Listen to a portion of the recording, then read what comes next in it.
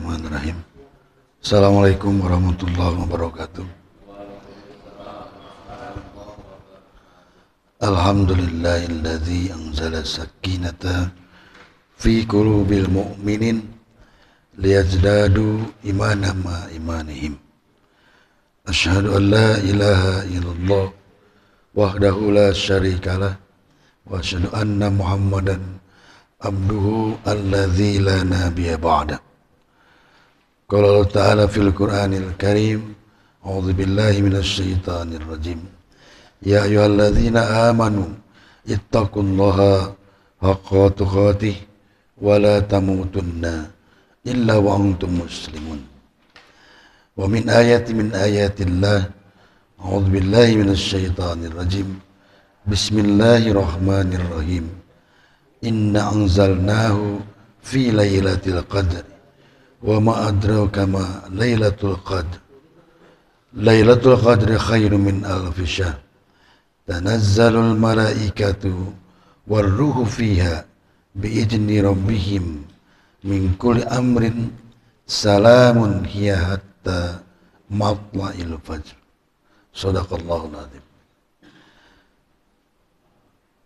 Bapak sekalian yang dimuliakan oleh Allah Subhanahu wa taala, puji syukur kita panjatkan kepada Allah Subhanahu wa taala yang hanya dirinya lah yang wajib kita puji, yang wajib kita sembah, hanya karena satu-satunya yang maha dari yang maha, yang kuasa dari yang kuasa, hanyalah Allah Subhanahu wa taala. Sehingga sampai pagi hari ini kita berkumpul di majlis yang suci, majlis yang penuh dengan barokah, hanya karena kekuatan dan izin Allah Subhanahu wa taala.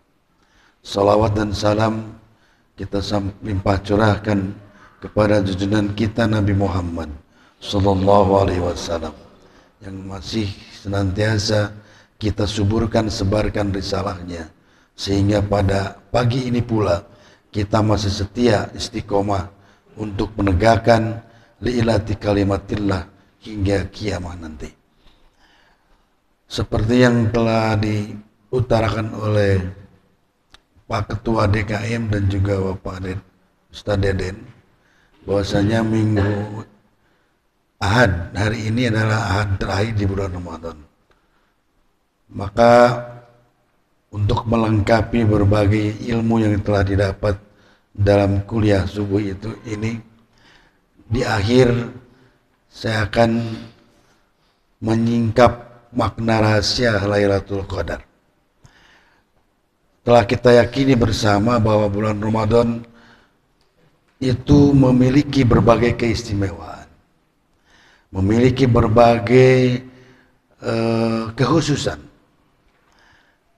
Akan tetapi sedikit saya uraikan dulu sebagai prolog untuk supaya nanti kita tidak salah paham bahwa sebelum adanya hadis Rasulullah yang mengatakan Ramadan adalah sebuah bulan syahrun mubarakan, bulan yang penuh dengan barokah, bulan yang penuh dengan keagungan. 13 tahun sebelum kalimat itu diungkapkan oleh Rasulullah, nama Ramadan sudah ada. Artinya Ramadan itu awalnya adalah sebuah nama bulan yang sudah ada sebelum syariat puasa diturunkan oleh Allah. Jadi zaman jahiliyah juga nama Ramadan sudah ada. Nama bulan-bulan yang sekarang kita kenal di tahun Hijriah itu sudah lahir sebelum jauh-jauh hari Islam datang. Artinya tidak ada satu pun indikasi bahwa Ramadan adalah bulan istimewa. Tidak ada satu indikasi apapun selama 11 tahun ketika Rasul setelah hijrah bahwa Ramadan adalah bulan khusus. Tetapi ketika setelah hijrah ke Madinah, Rasul baru 2 tahun di Madinah, maka muncullah syariat dari Allah tentang wajibnya menjalankan ibadah saum.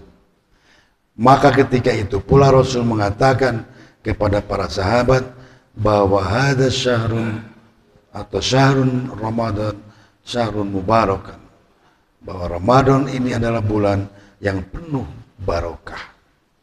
Para sahabat pun aneh ketika Rasul mengatakan bahwa Ramadan adalah bulan yang penuh barokah, padahal 11 tahun ke belakang tidak pernah Rasul mengatakan sesuatu apapun. Maka perlu kita revisi, kita memperbaiki mainstream kita, cara berpikir kita. Sebab ada bahasa yang mengatakan begini, Ramadan teh bulan penuh berkah. Tapi ketika usaha kita di 2 tahun terakhir ini, 2020-2021, yang memiliki usaha dengan adanya corona, Ramadan jadi tebarokah, sabab batina eueuh ayeuna. Nu dagang seueur nu gulung tikar. Para pengusaha kendaraan umum, transportasi apalagi tahun ini sangat tidak menguntungkan. Hari kitu mah Ramadan teu barokah. Kita yang pekerja juga misalkan, biasanya kita dapat THR, bahkan hari ini tidak dapat THR karena sudah tidak bekerja. Atau Ramadan teu barokah. Nah ini kita luruskan. Yang menjadikan Ramadan barokah itu apa? Yang menjadikan barokah itu apakah situasinya, orangnya, atau syariatnya? Dan yang kedua, disebut barokah teh urang mah osok dihubungkeunna jeung perekonomian wae. Lamun dagang teh untung di bulan puasa, urang teh barokah cenah geuning Ramadan teh keur urang. Nu barokah mah keur Cina nu dagang baju. Jadi nu boga barokah nu meunang barokah ti Ramadan teh atuh kaum Nasrani, kaum kafirin. Ya. Namun barokah dikaitkan jeung ekonomi.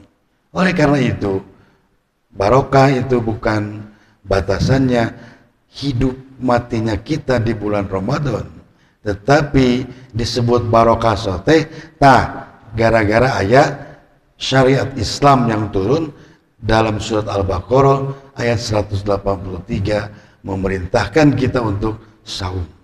Mun eueuh saum moal jadi barokah, da 11 tahun ka tukang ge Ramadan teh biasa saja seperti bulan yang lainnya. Tidak disebut barokah kata Rasul. Tapi setelah turun syariat saum, jadi bulan yang sangat istimewa, bulan yang sangat penuh barokah. Maka yang kedua, kita pun overlap, terlalu jauh tinggi. Tidurnya di bulan Ramadan pun itu mendapatkan pahala. Tidak, itu salah persepsi juga. Bukan tidurnya dapat pahala di bulan puasa lain, tapi kersare urang ngalaksanakeun puasa taeta pahala nama tinu saum. Das tidur mah tetap hukumnya mubah, dilaksanakan tidak dapat pahala, ditinggalkan tidak dapat siksa. Apa yang jadi pahala di bulan Ramadan ketika tidur? Ketika kita tidur, kita sedang ibadah saum. Itulah keistimewaan saum.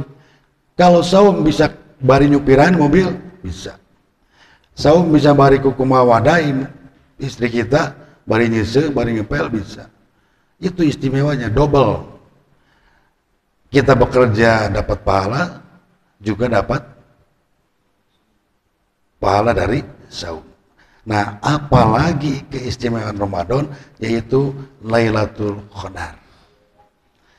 Kalimat Lailatul Qadar itu sudah sering kita dengar, sudah sering kita baca, terutama dalam surat yang tadi saya baca di awal. Tapi sebelumnya di sini pun ada hadis Rasulullah yang pertama saya tulis di sini. qad ja'akum ramadhanu syahrun mubarakun iftaradallahu alaikum siyamahu tuftahu fihi abwabul jannah wa yughlaqu fihi abwabul jahim wa tughallu fihi syayatin fihi lailatun khairun min alfi syahrin man khurima khairuha qad khurima.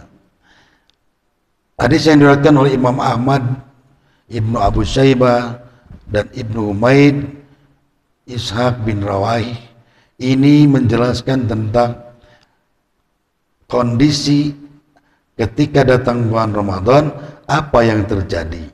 Yang di atas tidak akan saya bahas, pasti sudah banyak yang bahas. Yang saya cetak tebal saja yang akan kita bahas pagi ini.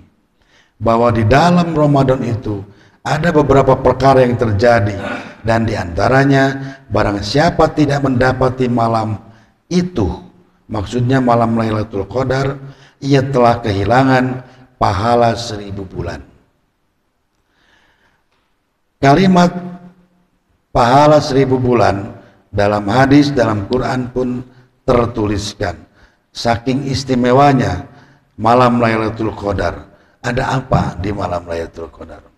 Dalam sebuah hadis yang diriwayatkan oleh Wasil Al-Asqa dalam beberapa kitab hadis, ada yang mengatakan bahwa Lailatul Qadar itu turun di hari ke-24 di bulan Ramadan. Bahkan dalam hadis itu diurai lebih panjang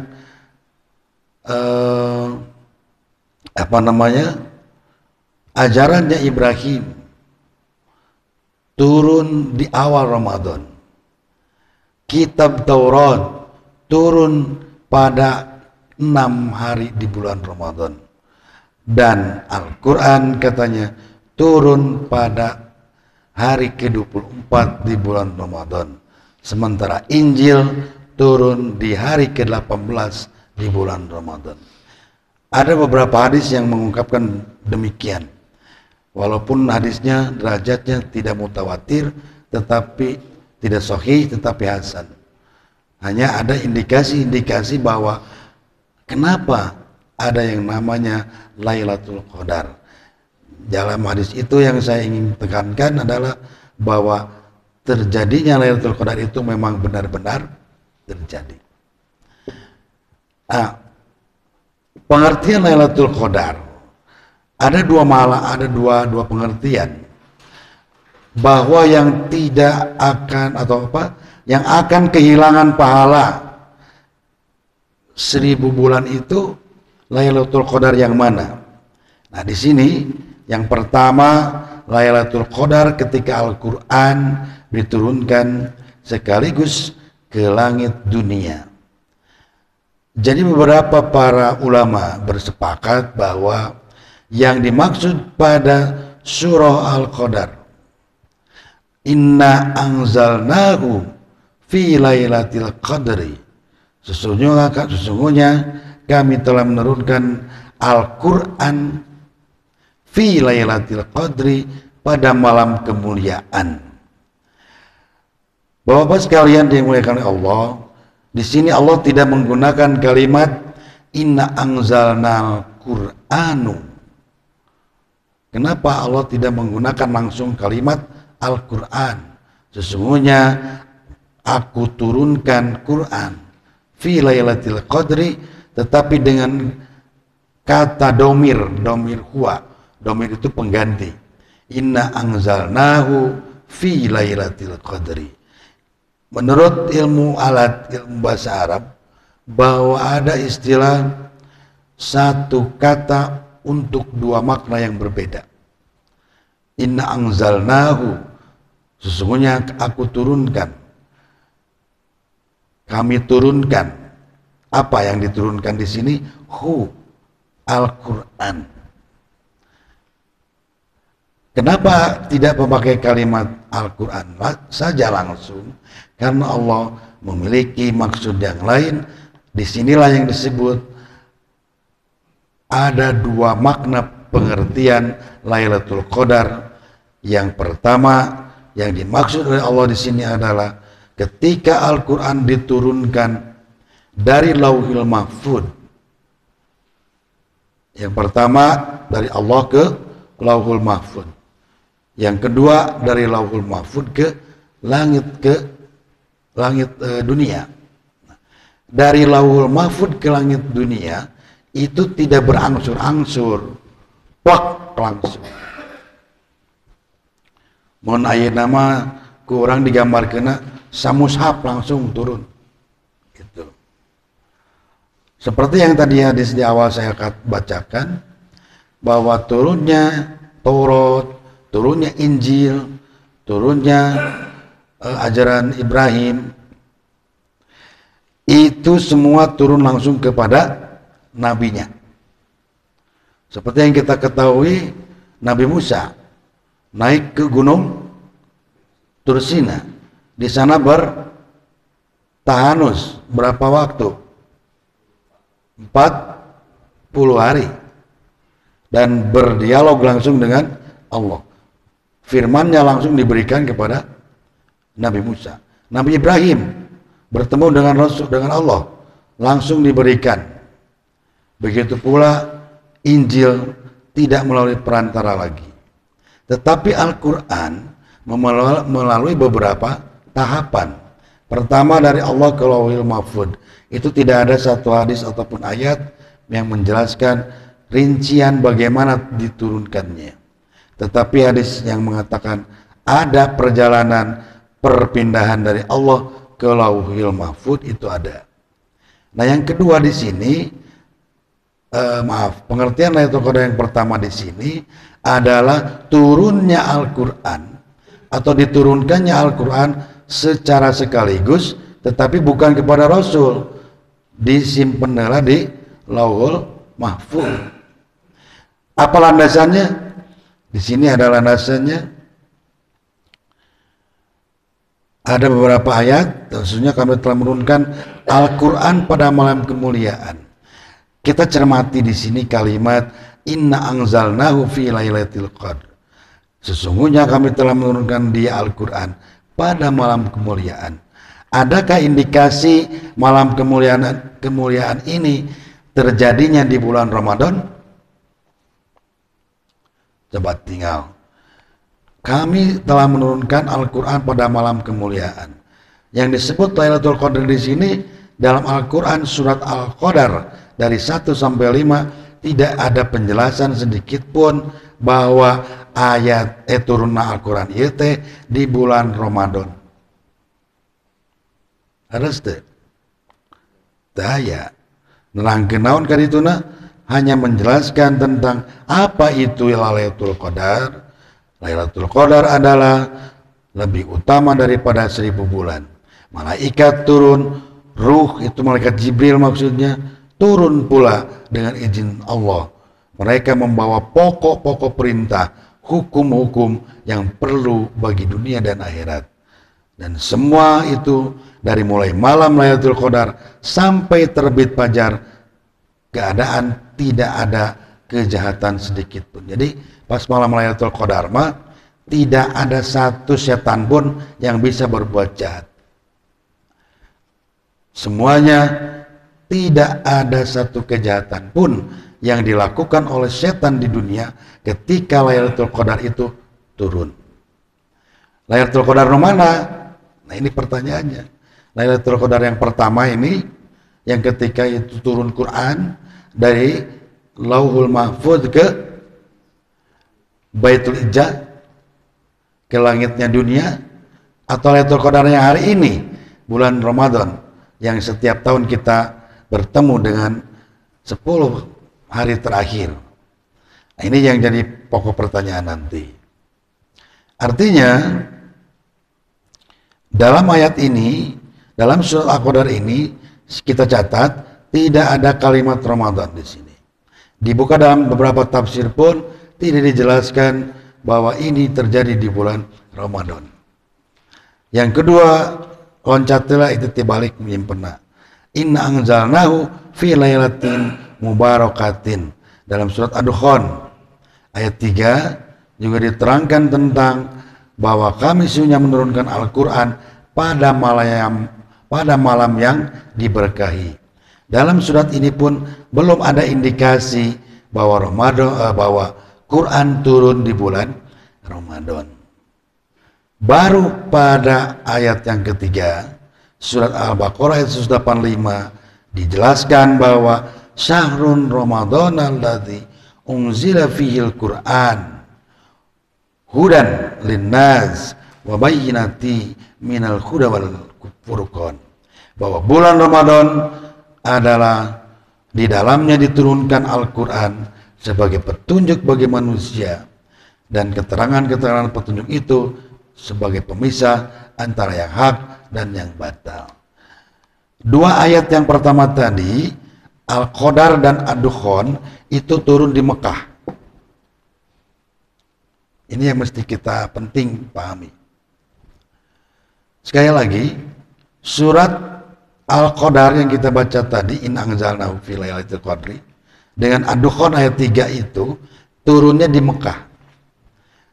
Syariat saum turunnya di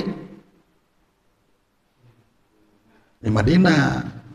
Pada tahun keberapa Hijriah? Nah, 11 ya. Kalau sholat pada tahun berapa Hijriah? Sholat pun bukan di Mekah, di Madinah. Jadi ini yang ingin saya jelaskan. Kenapa tadi berulang-ulang saya katakan tidak ada satu tafsir pun yang mengatakan bahwa Lailatul Qadar di sini terjadi di bulan Ramadan. Karena surat Al-Qadar dan Ad-Dukhan ayat 3 itu lungsurna di Mekah. Surat Al-Qadar itu turun pada urutan ke-25 dari 86 surat yang turun di Mekah. Artinya masih jauh ke syariat saum. Maka Lailatul Qadar di sini bukan tidak ada hubungannya, maaf, dengan pengertian Lailatul Qadar nanti yang kedua. Jadi Lailatul Qadar pengertian pertama Al-Quran turun plok sekaligus, dan tidak ada hubungannya dengan nanti syahrun min alfi syahrin, dengan 1000 bulan. Nah, itu tidak ada hubungannya dengan kalimat itu. Kita putuskan dulu di sana. Artinya syariat Ramadan, syariat saum belum muncul karena di sini turunnya Al-Qadar termasuk dalam periode Makkiyah. Ad-Dukhan ayat 3 pun termasuk turunnya dalam periode Makkiyah juga. Baru ketika turun surah Al-Baqarah ayat 185 itu menjelaskan tentang turunnya Al-Quran di bulan Ramadan yang nanti ada kaitannya dengan kalimat pengertian Lailatul Qadar yang kedua. Di sini di bawah pun ada beberapa hadis Nabi yang diriwayatkan oleh Ibnu Abbas tentang Al-Quran diturunkan sekaligus ke dunia pada Lailatul Qadar. Kemudian setelah itu diturunkan kepada Rasul pada masa 20 tahun. Artinya turunnya Al-Quran di bulan Ramadan pada malam Lailatul Qadar itu bukan turun ke Nabi Muhammad.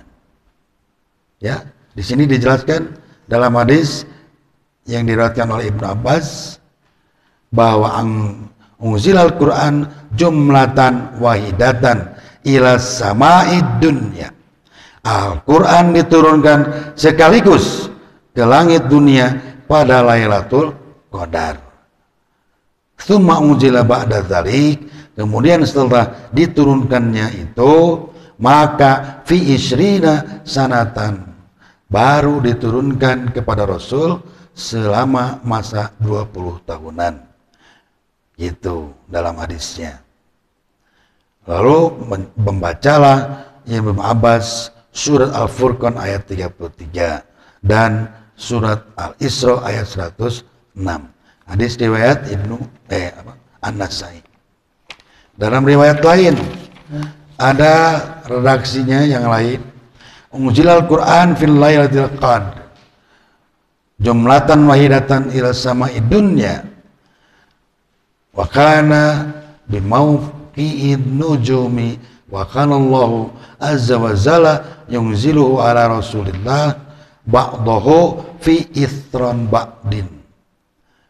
Al-Quran diturunkan pada Lailatul Qadar sekaligus ke langit dunia, dan itu sesuai dengan masa turunnya bagian-bagian bintang, dan Allah azza wa jalla menurunkannya kepada Rasulnya sebagian demi sebagian.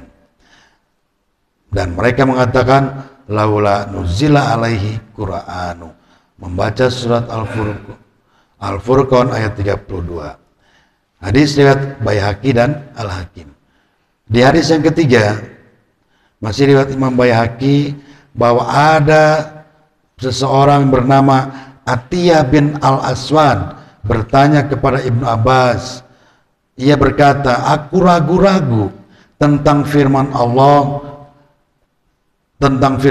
Ta'ala yang berbunyi syahrul Ramadan alladzi unzila fihil Qur'an, dan firmannya inna anzalnahu fi lailatul qadri. Apakah turunnya itu pada bulan Syawal, Dzulqa'dah, Dzulhijjah, Muharram, Safar, dan Ar-Rabi. Ar-Rabi teh naon? Bulan naon? Rabiul Awal atau Rabiul Tsani. Ibnu Abbas menjawab bahwa Al-Quran itu diturunkan pada bulan Ramadan pada malam Lailatul Qadar secara sekaligus. Kemudian diturunkan lagi berdasarkan masa turunnya bagian-bagian bintang secara berangsur pada beberapa bulan dan hari. Dengan demikian dapat diambil kesimpulan bahwa Lailatul Qadar dalam pengertian pertama menunjukkan waktu diturunkan Al-Quran secara sekaligus dari Lauhul Mahfuz ke Baitul Izzah di langit dunia. Dan Lailatul Qadar dalam pengertian ini tidak akan terjadi lagi karena Al-Quran telah selesai diturunkan. Jadi Bapak sekalian, yang dimaksud dalam Al-Quran surat Al-Qadar ayat 1 itu adalah, kalau melihat dari pengertian pertama, itu adalah Al-Quran yang diturunkan langsung dari Lauhul Mahfuz ke Baitul Izzah. Tangke di Baitul Izzah dituntut sesuai kebutuhan Rasul dia. Ketika ada Rasul butuh masalah dengan para sahabat, turun misalkan surat Al-Ahzab, turun surat Al-Baqarah dan sebagainya, yang nanti itu fase ketiga seperti yang kita mafhum semua bahwa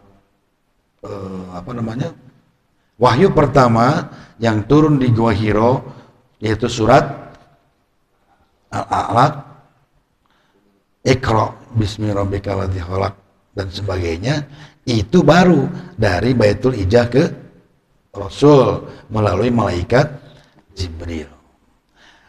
Makna yang kedua yaitu Lailatul Qadar yang dijanjikan akan terjadi setiap bulan Ramadan meskipun Al-Quran telah selesai diturunkan, sebagaimana termaktub dalam ayat 3 pada surat Al-Qadar, Lailatul Qadri khairum min alfi syahrin. Nah, ini yang kedua ini berkaitan dengan bahwa malam yang mulia itu lebih utama dari 1000 bulan. Menurut Mujahid, salah satu sahabat Rasulullah SAW, ia mengatakan bahwa ayat mengandung makna amaluha wa siyamuha wa qiyamuha khairun min alfi syahrin. Hadis riwayat At-Tabari bahwa beramal saum, sholat pada malam itu lebih baik daripada beramal 1000 bulan.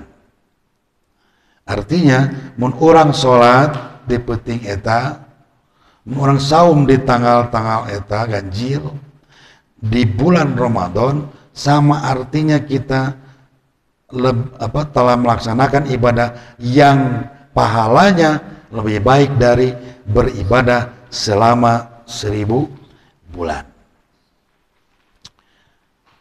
Dalam riwayat yang lain juga dikatakan, Ibnu Abu Hatim mencatat Lailatul Qadri khairu min alfi syahrin laisa fitil kasuhuri Lailatul Qadri, bahwa Lailatul Qadar lebih baik daripada 1000 bulan yang di dalamnya tidak terdapat Lailatul Qadar. Orang ibadah 1000 bulan selain di bulan Ramadan dan selain di malam Lailatul Qadar yang tidak ada Lailatul Qadarnya, masih kene can kacumponan alus kene orang ibadah di peuting eta. Artinya betapa agung dan mulianya Lailatul Qadar, sehingga sampai bandingannya pun kalau 1000 bulan ditahunkeun kurang lebih saya catat di halaman keempat 84 tahun. Di halaman terakhir saya tulis sini bahwa lamun orang ibadah man khoma ya Lailatul Qadri imanan wa ihtisaban ghufira lahu ma taqaddama min dzanbi. Barang siapa yang kita beribadah, berdiri salat malam pada Lailatul Qadar dengan penuh keimanan dan mengharap pahala dari Allah, maka akan diampuni dosa-dosanya yang terdahulu. Di sini ada kalimat imanan wa ihtisaban ghufira. Ya. Artinya lamun orang melaksanakan ibadah di bulan Ramadan pas Lailatul Qadar, yang menakjubkannya itu adalah kita seolah-olah sudah melaksanakan ibadah selama 84 tahun di Parang Borojo langsung ibadah, namun gitunya mun dihitung. Pas orok beureum kene borojol geus boga amal soleh sampai ke umur 84 tahun seperti itu. Tapi kan mau aya mau jelema nu lahir borojol langsung sodako infak, tidak ada kan. Tapi ibaratnya 1000 bulan mun di tahun kente kurang lebih segitu kan, 83 tahun 4 bulan itu. Kalau saya tarik ke 84 tahun, aya teu jalmi anu ibadah salila 84 tahun untuk bolong, untuk belang betong, maca Quran terus, salat sunatna terus, puasa sunatna terus, Ramadan oge terus. Ada nggak? Nggak ada. Nggak ada orang yang sempurna 84 tahun salila hirupna ibadah terus. Daya. Tapi kalau kita ibadah di malam Lailatul Qadar, man qoma Lailatul Qadri imanan wa ihtisaban, ketika kita beribadah di malam itu kita sama dengan ibadah 84 tahun bersih tanpa ada bolong. Tambahan naon deui? Ghufira lahu, kita pun akan diampuni oleh Allah dosa-dosanya. Di sini saya catat sedikit dalam hal, ada beberapa yang menarik dalam kalimat ghufira. Ghufira itu pengampunan, ampunan dari Allah. Ada dua kalimat lain yang hubungannya dengan dosa. Ghufira hubungannya dengan dosa kan? Ari orang diampunan teh tinu naon? Tinu dosa. Orang sakit, kalau ikhlas menerima sakit kita menjadi kifarat. Itu juga kifarat dari dosa. Nungkatilu orang geus ngalakukeun dosa terus taubatan nasuha, itu juga Allah kasihkan untuk menghapus dosa. Yang sangat menakjubkannya itu adalah kalau kifarat dari dosa itu tetap kita dihapus dosanya, tapi engke filmna anger ditayangkeun di yaumul akhirat.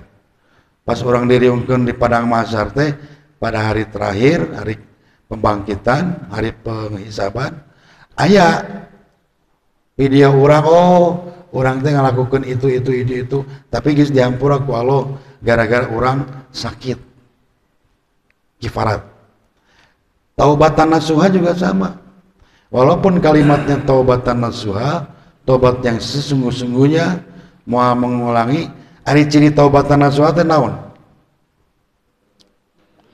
Satu, indikasinya kita mengakui dosa itu. Kalau ada hubungannya dengan sesama manusia, kita ngomong kepada orangnya bahwa saya telah melakukan kezaliman kepadamu dan mohon dimaafkan. Mun teu ngomong heula ka jelema eta mau diampura ka Allah. Saya berbuat dolim pada si A. Taubat, tapi taubatna ka Allah hungkul. Can sampurna. Sebab saya belum ngomong pada orangnya.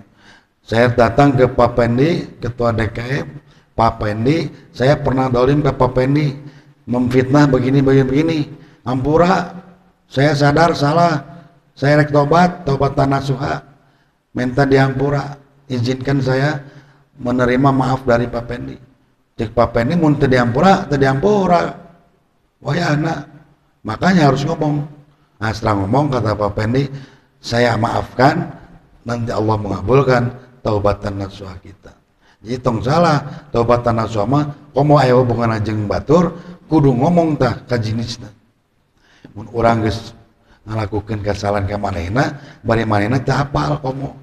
Mun apal mah nya jelas. Ieu mah teu hafal gitu.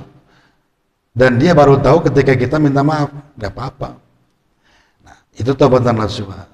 Yang kedua, indikasi taubatan nasuha tidak akan mengulangi kembali hal itu dan dia benci untuk kembali kepada hal itu.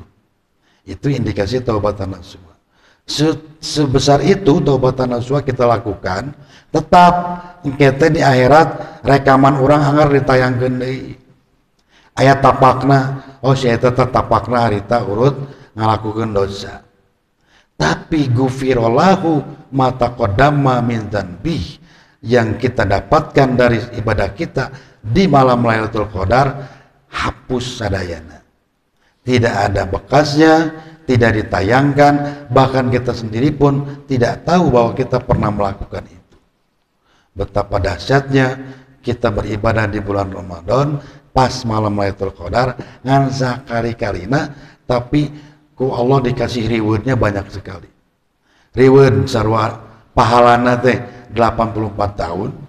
Reward kedua, diampuninya pun dihapus, didelete permanen. Mun video ieu ditayangkeun dina YouTube, dina YouTube, dina naon gitu. Ditayangan di ditu di recovery enggak ada keluar. Mengketeh gitu. Lamun urang ngalaksanakeun Lailatul Qadar ibadah.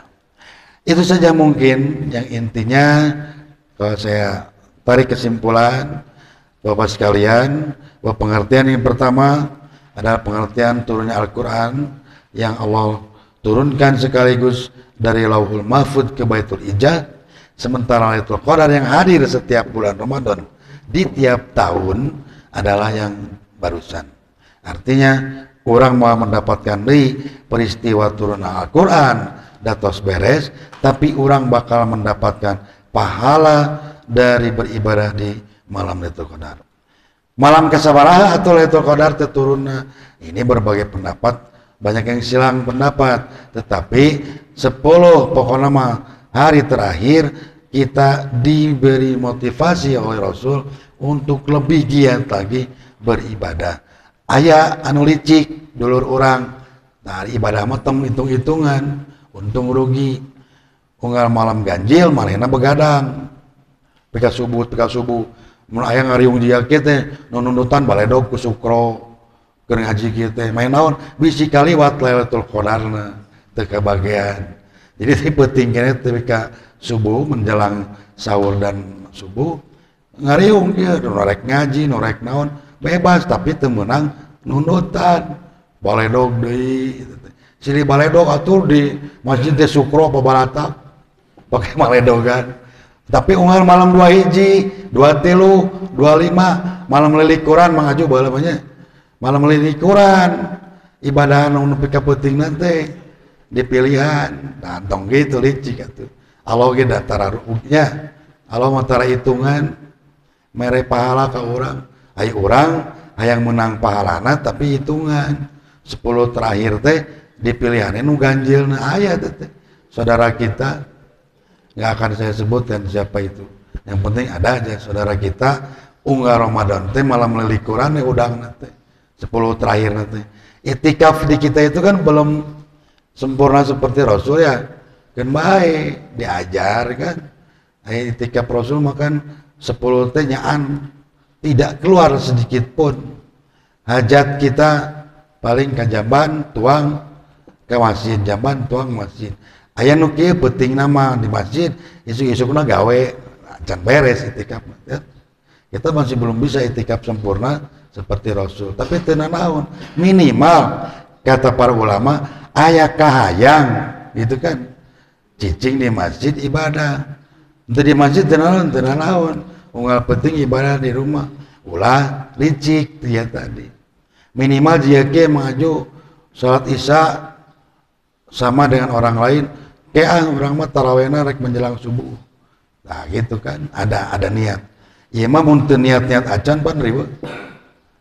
Da bawa pangini, bawa moal gitu kan Ramadan tahun hareup teh. Kita selalu berpandangan ketika ada yang meninggal.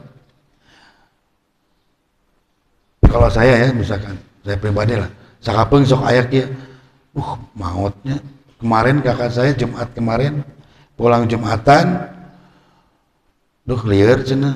Dia punya warungan lah nya, udah buka warung. Ke anaknya, bapak pusing, tolong ganti anak di hareup. Dia tidur, terus ada datang biasa sales di gudang gede geus teu aya. Pulang Jumahan jag-jag belejag teu aya teu damang. Jumat kemarin. Nah, makanya ketika lihat begitu asa dinu diri teh aing mah moal kitu gitu. Urang mah moal maot lah dan nu kolot heula lanceuk gitu kan. Kadang begitu ya. Nah, padahal mah dibalik batur maut udah bawa Jumat hareup mah urang gitu. Bawa isuk mah urang. Nah, ketika kalimat itu ada dalam diri kita, motivasi ibadah. Bawa tahun hareup mah urang teu panggih jeung Ramadan, mengpeung panggih keneh jeung Ramadan, yuk gitu ya. Terima kasih Bapak-bapak sekalian, itu saja mudah-mudahan bermanfaat. Semoga bulan Ramadan ini menambah berkah bagi hidup kita. Oleh apanya? Oleh ibadah kita, oleh keikhlasan kita. Mudah-mudahan juga diampura dosa-dosa orang sadaya. Rabbana atina fid dunya hasanah wa fil akhirati hasanah wa qina adzabannar. Wal afu minkum. Assalamualaikum warahmatullahi wabarakatuh.